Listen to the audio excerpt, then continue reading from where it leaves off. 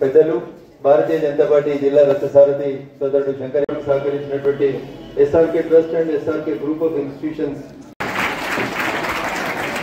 వేదిక మీద ఉన్నటువంటి ట్రస్మా జిల్లా కోశాధికారి ఇక్కడే కనిపిస్తుంది కాబట్టి విద్యార్థులు వారి శిష్యురాలకి వారు సన్మానించారు. అది గొప్ప అనుభూతిని ఇస్తున్నటువంటి ఇన్ఛార్జెస్ గమనించండి. ప్రతి స్కూల్ పైన ఒక ఇవ్వడం జరుగుతుంది. ఆ స్కూల్లో ఒక 4 విద్యార్థులు తీసుకోవాలి. అదేవిధంగా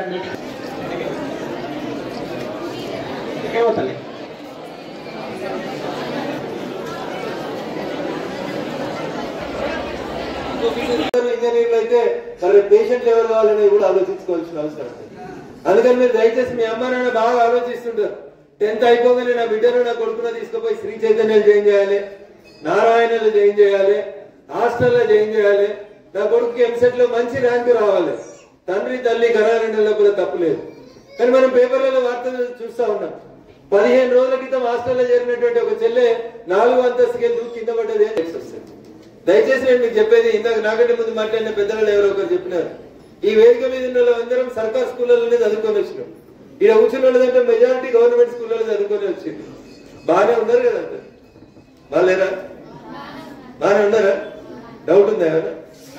లేదు కదా. మా ఊరైతే మీ గుడితోటి అంతా పెద్ద కూడా ఉండదు. మా ఊరు 500 జనాభా. మేము పుట్టినప్పుడు 330 మంది ఉంటుంది. కనీసం గ్రామ పంచాయతీ కూడా కాదు మా ఊరు.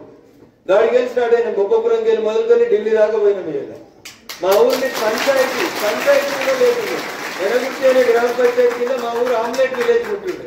ఆడ మొదలైన మా ప్రస్థానం దాకా పోయింది. ఎట్లా పోయిందంటే మాకు చదువు చెప్పిన సార్లు, అరే నీకు ఏది నచ్చితే అది చేయి బిడ్డ అని చెప్పారు.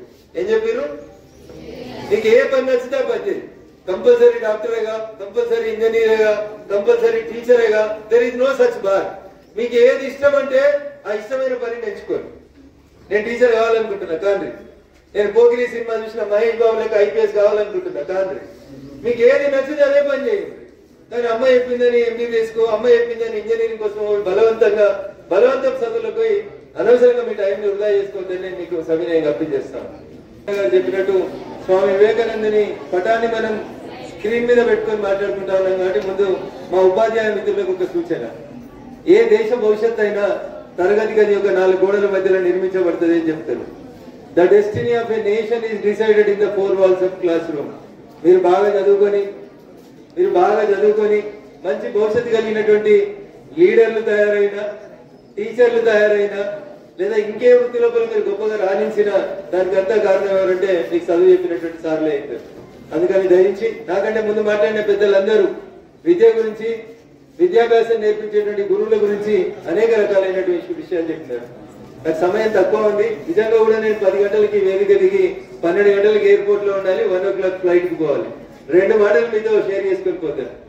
ఇది నాతో అవుతుందా అంటే ఏది కాదు. మీకు చాలా మంది అనుకుంటారు నాతో అవుతుందా అంటవా, వీడికి వెళ్ళి ధర్మారం దాకా నడుస్తామా? నడువ. ఎందుకంటే ఇంటి ముంగంటే ఇట్లాంటి ఆటో ఆగాలి. మనకి నా బిడ్డ ఎండలో నడవద్దు, నా కొడుకు ఎండలో నడిస్తే కష్టం అవుతుంది, రంగు మారిపోతుంది. అంతేనా? ఎండ పడవద్దు. కానీ మేము చిన్నప్పుడు మాది గిన్నె పక్కన బొప్పాపూర్ అని ఉంటుంది. బొప్పాపూర్ నుంచి చిత్తాపూర్ దాకా నడిచే చుట్టూ బస్ ఎక్కాలంటే ఎన్ని కిలోమీటర్లు?